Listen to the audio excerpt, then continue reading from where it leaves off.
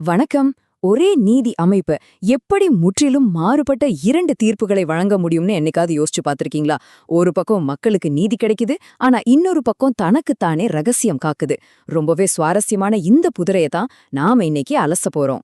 நம்மளோட இந்த அலசலோட மையமான கேள்வி இதுதாங்க.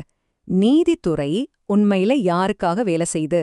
மக்களோட உரிமைகளுக்காகவா இல்ல தன்னோட அதிகாரத்தை காப்பாத்திக்கிறதுக்காகவா? வாங்க இதுக்கு பதில் தேடலாம். முதல்ல ஏப்ரல் 6, 2026க்கு போவோம். அன்னைக்குதான் சாத்தான்குளம் வழக்குல குற்றம் சாட்டப்பட்ட 9 போலீஸ் அதிகாரிகளுக்கும் மரண தண்டனை விதிக்கப்பட்டுச்சு.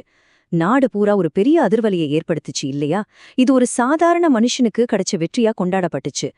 ஆனா அதே நீதி அமைப்பு இன்னொரு வழக்குல தன்னோட இன்னொரு முகத்தை காட்டுச்சு. தகவல் அறியும் உரிமைச் சட்டத்தின் கீழ நீதிபதிகள் மேல இருக்கிற புகார்களை பத்தி சொல்லுங்கன்னு கேட்டப்போ சுப்ரீம் கோர்ட் முடியாதுன்னு சொல்லிருச்சு. இப்ப பாருங்க, இது ஒரு தெளிவான முரண்பாட்டை உருவாக்குது இல்லையா? சரி, இந்த முரண்பாடு ஏன் வருது? இத புரிஞ்சுக்க வாங்க நாம வேற ஒரு கோணத்திலிருந்து இத பார்க்கலாம். அதாவது மார்க்சிய பார்வையிலிருந்து. மார்க்சிய பார்வை என்ன சொல்லுதுன்னா, நீதித்துறை அப்படிங்கிறது நடுநிலையான ஒரு விஷயம் கிடையாது. அது ஆளும் வர்க்கத்தோட ஒரு கருவி. அதாவது யார் கையில பொருளாதாரம் இருக்கோ அவங்களுக்கு சாதகமாதான் சட்டமும் நீதிமன்றமும் இருக்கும். இத இன்னும் சிம்பிளா புரிய வைக்க ஒரு சூப்பரான உவமை இருக்கு. சட்டங்கிறது ஒரு சிலந்தி வலை மாதிரி. சின்ன சின்ன பூச்சிங்க அதுல மாட்டிக்கும். ஆனா பெரிய வண்டெல்லாம் அந்த வலையையே கிழிச்சிட்டு போயிடும். அதாவது சட்டம் சாதாரண மக்களைத்தான் பிடிக்கும், சக்தி வாய்ந்தவங்கள ஒன்னும் பண்ணாது. அப்போ இந்த கண்ணோட்டத்தோட நாம மறுபடியும் சாத்தான்குளம் வழக்குக்கு வருவோம். இப்போ அந்த தீர்ப்பு எப்படி தெரியுது? ஒரு பக்கம் பார்த்தா இது நீதியோட வெற்றி. ஆனா இந்த மார்க்சிய பார்வையில இது ஒரு பெரிய ஸ்ட்ராட்டஜி. மக்கள் கோபத்தை குறைச்சு இந்த சிஸ்டம் மேல இருக்கிற நம்பிக்கையை காப்பாத்திக்கிறதுக்காக செய்யப்பட்ட ஒரு சமரசம்.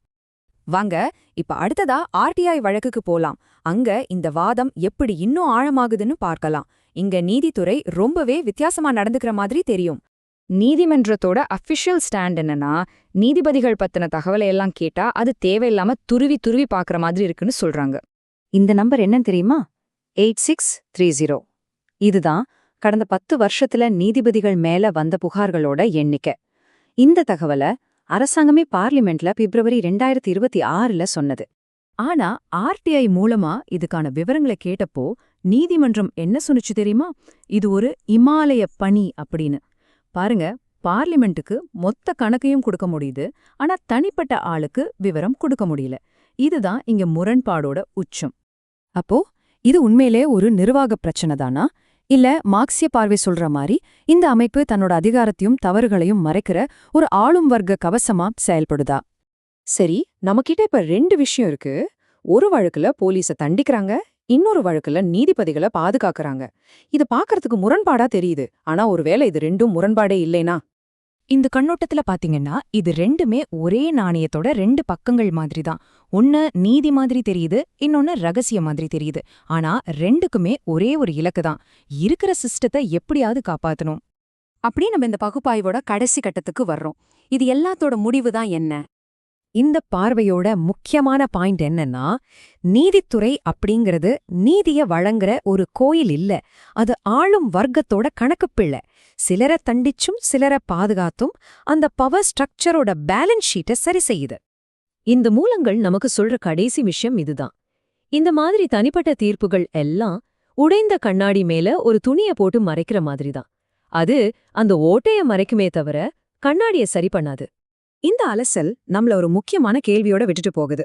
உண்மையான நீதி நீதிமன்றங்கள்ல கிடைக்குமா, இல்ல தெருக்கள்ல போராட்டங்கள் மூலமா கிடைக்குமா? இந்த கேள்வியோட உங்களை விட்டு செல்றோம்.